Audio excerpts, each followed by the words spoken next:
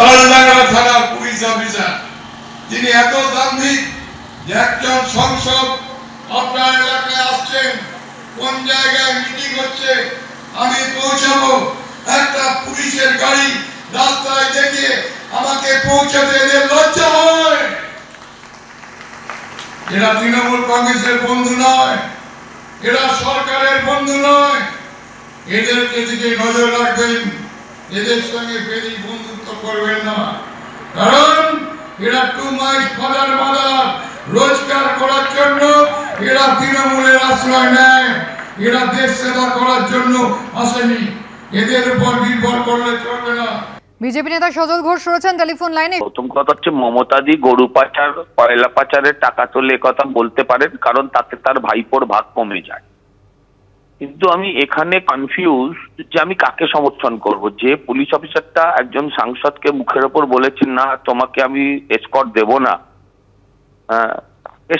সমর্থন দেব না যিনি 2 পয়সার সাংবাদিক, যে দল বলেছে আরেক সাংসদ আপনাদের 2 পয়সার সাংবাদিক বলেছে, আরেকজন সাংসদ বলছে 2 পয়সার পুলিশ। এরা 2 পয়সার বাইরে উঠতে পারলো না। এই রাজ্যে সাংসদ 2 পয়সার, সাংবাদিক 2 পয়সা, পুলিশ 2 পয়সার, এ রাজ্যে সাংবাদিক 2 পয়সার, শুধু তৃণমূলের নেতারা 50 কোটির। হ্যাঁ, আমি বলবো যে সত্যি রাগ হওয়া উচিত যে আর একজন অভিষেক বন্দ্যোপাধ্যায়, তিনিও একজন সাংসদ, শুধু পিসির ভাইপো বলে ওকে 20টা গাড়ি দেবে, ছেড়ে দিন। পরানগরের এমএলএ, হ্যাঁ, সে 4টে গাড়ির পাইলট নিয়ে ঘুরে বেড়াবে। আর একজন এত বড়, এত দিনের পুরনো একজন রাজনীতি করা সাংসদ, তাকে এত পুলিশ একটু সেলাম করবে না? ঠিকই বলেছে, পুলিশ এখন বেঁচে আছে, পুলিশ এখন ওদের সঙ্গে আছে যে শুধু টাকা তোলার জন্য।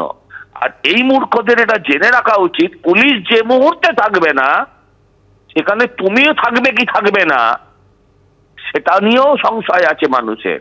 দেখুন, অরূপ চক্রবর্তী অক্ষরে অক্ষরে সত্যি কথা বলেছেন এবং উনি এটা স্বীকার করেছেন যে তৃণমূলে থাকলে তার মানে 2 পয়সা ইনকাম হয়, তৃণমূলে থেকে আশ্রয় নিয়ে রোজগার করা যায়। খালি পুলিশকে দিয়ে দোষ দিয়ে লাভ কি আছে? অরূপ চক্রবর্তী থেকে শুরু করে অভিষেক ব্যানার্জি সবাই তো তৃণমূলের আশ্রয় আছে 2 পয়সা রোজগার করবে বলেই, না হলে ভালোবেসে কি আর তৃণমূল করে? আর উনি এই যে কথাগুলো বলেছেন এটা হচ্ছে মরণকালে হরির নাম। ওদের হাত থেকে বোঝা যাচ্ছে কোনো একটা জায়গায় পুলিশের কি অ্যাডমিনিস্ট্রেশনের কিছুটা রাশ হালকা হয়ে যাচ্ছে, হাতের বাইরে চলে যাচ্ছে, যে কারণে ওদের এই বড় বড় কথা এখন মাথায় আসছে। কিন্তু ঘটনা হচ্ছে পুলিশ ছাড়া তৃণমূল দলের আছে কি বলুন তো? আপনি দেখবেন ভোটে ওরা যে সন্ত্রাস করে, পঞ্চায়েতে ওরা যা ভোট টুট করেছে, গণনার দিন সমস্যা করেছে, সবকিছু করেছে, কিন্তু পুলিশ এবং বিডিও এসডিওদের জোরে তৃণমূলের কর্মী বলতে কিছু নেই, দল বলতে কিছু নেই।